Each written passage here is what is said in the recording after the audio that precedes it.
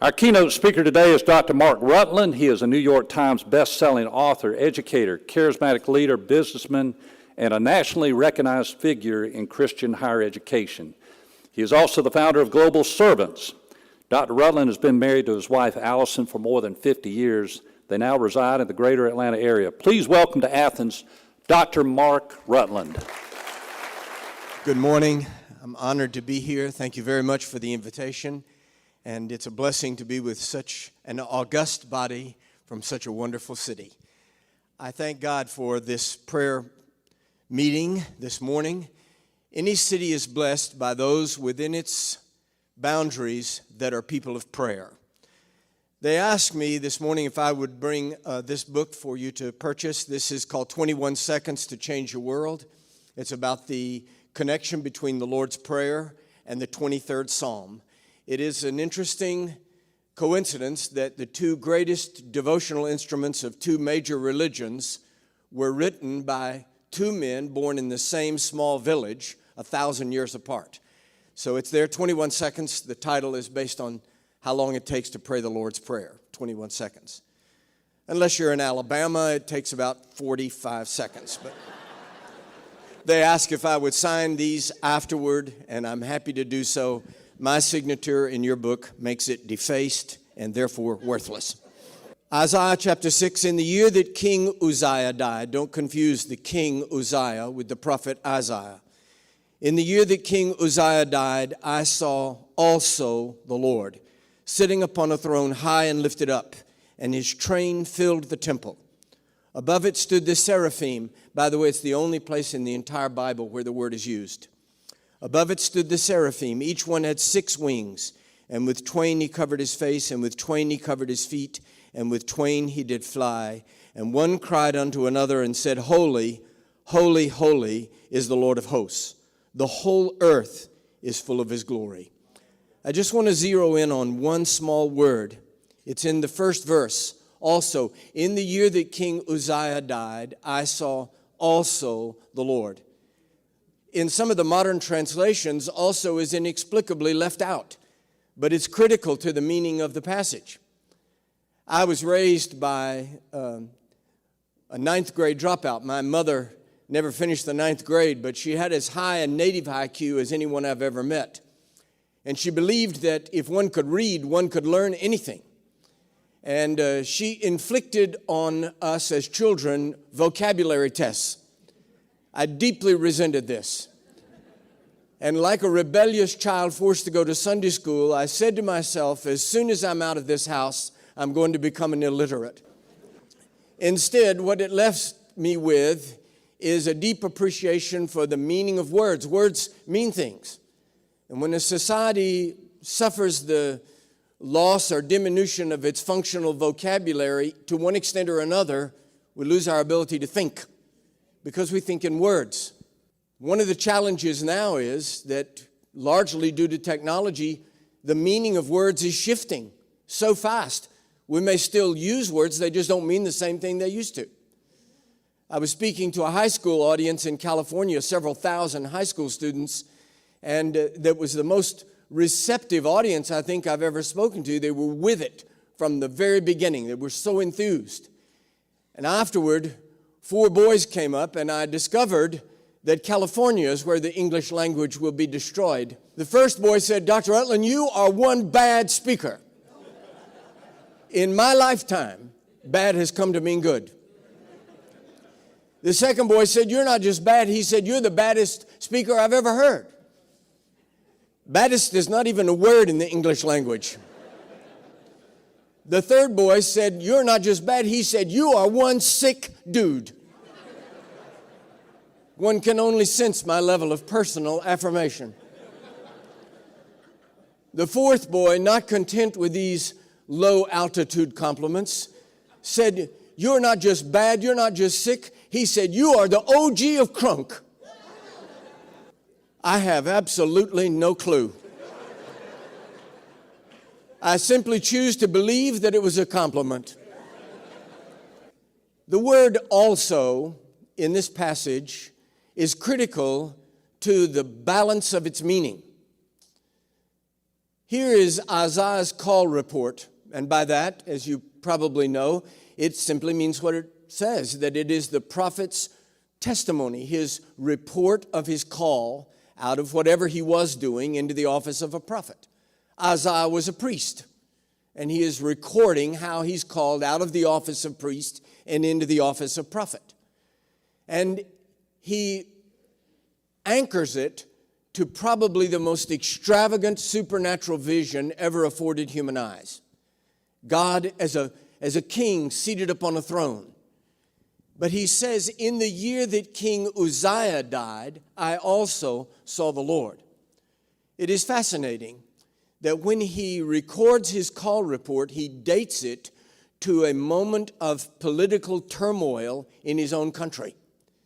Uzziah, as you remember, had been a very popular king, charismatic leader who, at the peak of his career, had tried to insinuate himself into the priesthood, which was an absurd overreach, trying to offer sacrifice. Resisted by the legitimate priesthood, he grew so angry that God struck him in the face with leprosy.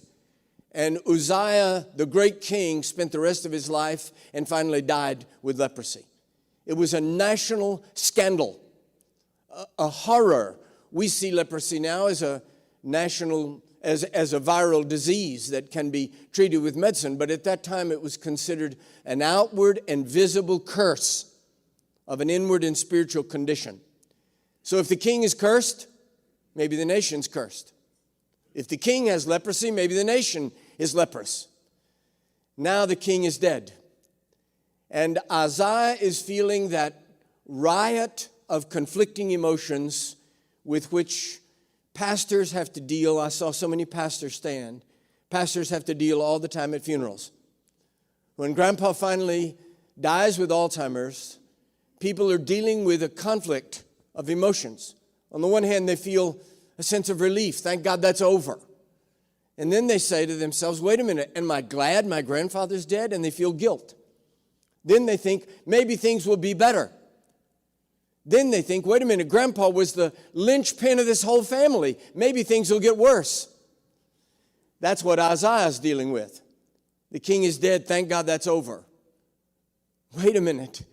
If the last king died of leprosy, how bad could it get? When all of a sudden he sees God in this form, seated upon a throne, the resplendent glory of his robe fills the temple. And these mighty angelic beings, these six-winged seraphim, shouting to each other across the expanse of the temple of the holiness of God until the temple shakes on its foundations. God is God. God could have appeared to Isaiah in any form. He appeared to Moses as a burning bush, a pillar of fire, a cloud of smoke. Why does he appear to Isaiah in that form at that moment? Because he was sending a message to Isaiah and through Isaiah to us. He says, I know that you think the king is dead, but I'm showing you the king is alive. He says, I know you're worried because the throne of Israel is empty, but I'm showing you that the throne in heaven is occupied. Look, we all struggle with it. We look at turmoil and violence and division, and we are tempted to be overwhelmed. Surely I'm not the only one in the room that just comes to the place where I can't stand to watch the news. Sometimes my wife will say, you want to turn on the news? I say, no, baby. Let's see if we can find a Three Stooges movie. They're doing the same thing they're doing in Washington, and they're funnier. But what Isaiah sees is that despite what is happening in his own political reality of his nation, that God is secure, that God is holy. He's a king who will never be corrupted, never be bribed, never be ill, never be sick, never go senile, he will be what he is, always holy, holy, holy, and celebrated in the midst of angels. When we lay hold of the word also, it anchors our peace in the midst of the storm. People can say to us, how can you be at peace? What's wrong with the people in this room? Everybody else is terrified. What makes you have peace? Don't you see the stock market looks like it's schizophrenic? Don't you see the war in Europe? Don't you see that we totter on the brink of World War III? Don't you see your 501k just shrinking? Don't you see all this? We say, yes, I see it. I'm not living in denial. Denial is not faith. I see it, but I also see the Lord, and He is high and lifted up. It also restores our sense of depth perception. I grew up in a very liturgical church. The worship services to a small child were excruciatingly boring. I didn't understand what was going on. And I don't know if any of the rest of you were raised by a ferocious she-lion, but in my childhood, we didn't have children's church in those days. You went to church. Am I the only one? And you behaved. My mother is 5 feet tall. She's 98, still got her mind. And my mother defied all the laws of physics. The pews in our church were 9 feet long. My mother is 4 feet tall. How could she sit on the end of one pew and I on the end of on the other end of that pew, and if I misbehaved, she could pinch me? I never understood how that worked. So I learned depth perception to amuse myself. Hanging in the roof of our church, there was chandeliers quite like these. And I learned that I could make my thumb bigger than those chandeliers. Now here's what I want you to do. Humble yourself. It's a prayer meeting. I want you, if you will, please, to close one eye. Go on. Humble yourself. Now extend your right arm and lift your thumb up at one of those chandeliers. Now slowly, carefully, draw your thumb closer and closer to your open eye. Now right against it. It's a miracle. You made your thumb bigger than the chandelier. Now, pastors, if you look out at your church one morning, I'm just saying,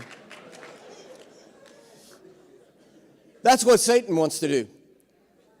The enemy of our soul has majored in one great strategy, and he uses it on the children of light over and over and over again. He takes something, national, international, or even familial, and he presses it against our eyes until it blocks out the light. And he says, there, do you see that? Do you see how bad that is? Do you see how dark that is? Do you see that wayward child? Do you see your economy? Do you see it? Never argue with your adversary. Say, I see it. I do see it. But I also see the Lord, and He's high and lifted up. He does it with us.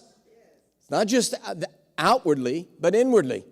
He loves to remind us of our sins and our past. And not just that, our stupidities. The older I get, sometimes memories surface of awkward and stupid things I said at dinner parties 30 years ago. And I realize it's Satan saying, do you see how idiotic you are? Do you see how sinful you were? Do you see that depraved thought? Again, never argue with your adversary. Say to him, yes, I see it. I did all that. But you're not God. I did some things you don't know about.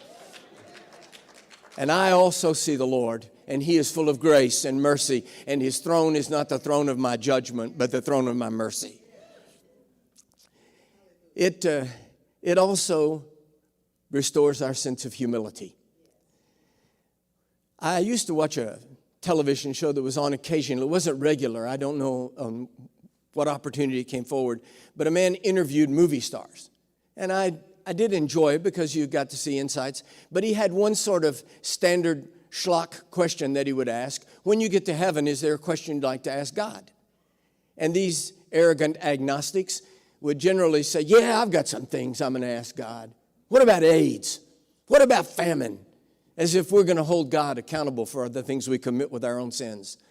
And I was always interested in the fact that they said, when I get to heaven. It's a presumptive preposition. The preposition should be if. If you get to heaven. Will you ask God some questions? Okay, listen to me. You won't. You won't ask God anything. In the first place, when those pearly gates close behind you, let's be honest, you're going to say, phew. And you'll realize how little faith you actually had.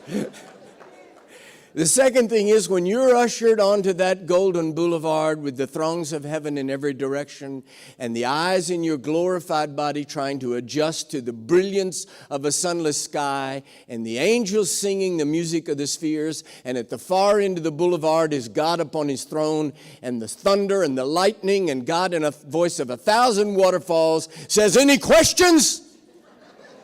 You're going to say, "I'm just happy to be here." It is our sense of ourselves and of our national and international calamity and of our own dependence upon him which drives us to the effectual, fervent prayer that righteousness can bring forth. When we humble ourselves before the Lord and seek his face, it is then, as Isaiah did, that we hear from him. Whom shall I send? And who will go for us? It is only then that Isaiah says, "Here am I, Lord." In English, it sounds like the second string quarterback tugging at the coach's sleeve. Send me in, let me play, let me play. It's not like that in Hebrew. In Hebrew, he says, look me over. Is there any way that I'll do? Can you possibly use me? In our awareness of his magnificence and of his power and of his grandeur and of our own humble reality, we hear his voice and we enter into that conversation that we in this room call prayer, and we rediscover who we are and who he is in a world and in a nation that's lost its mind. Well, let me close with this. When I was in my 20s, right at the end of the Civil War, I remember, it's rude to laugh at a guest speaker. I was taking my MDiv at Emory University, and I was assigned for a clinical to work at a retirement home for ministers. There was a man in his 90s who was a retired Presbyterian missionary from Southeast Asia. So I was in my 20s 50 years ago. He was in his 90s. So imagine how far back he had been a missionary. In those days, you didn't hop on a jet and make a 2-week mission trip. In those days, you went to a foreign country to live and to minister and to bury your family and to die. He had done all of those except die. Finally, his denomination had extracted him, and he was in a home for superannuated pastors and waiting to die. But he and I formed a deep bond. He told me so many things. I loved that old dude. And he told me one story I've never forgotten. He said as a young person, he had somehow or another cherished the dream of seeing Mount Everest. He said, I don't know where it came from. I just always wanted to see Mount Everest. But he knew as a poor missionary in Southeast Asia, it was never going to happen. Finally, he was invited to fly to Munich for a missions conference, expense paid. He had saved a little money, and his wife said, do it. He took an excursion, flew to Nepal, and when he got there, landed, the entire subcontinent was engulfed with a fog bank. He couldn't even see the terminal. He was so discouraged. He got off, went through customs, met the guide. He said, I'll just stay in the airport and go back. And he said, the guide said, it's bigger than you think. The guide really forced him. I don't remember the details of the journey, a train and then a Land Rover and then by foot up a mountain path to some platform or something that was supposed to afford the perfect view of the great mountain. He said as they went up the last few steps, he was holding the guide's coattail and murmuring the whole way. Does that sound familiar to anybody but me? Saying, let's go back. This is stupid. I can't see. And the guide just kept saying, it's bigger than you think. Finally, the guide engineered him out to wherever he was supposed to be, and he said, now look. And he said, through the veritably impenetrable fog bank, he thought he could see the outline of one mountain a wee bit taller than the others. And he said, there, right there, I think I see it. And he said that guide laughed and came around behind him and took hold of his head and said, not down there. He said, look up there.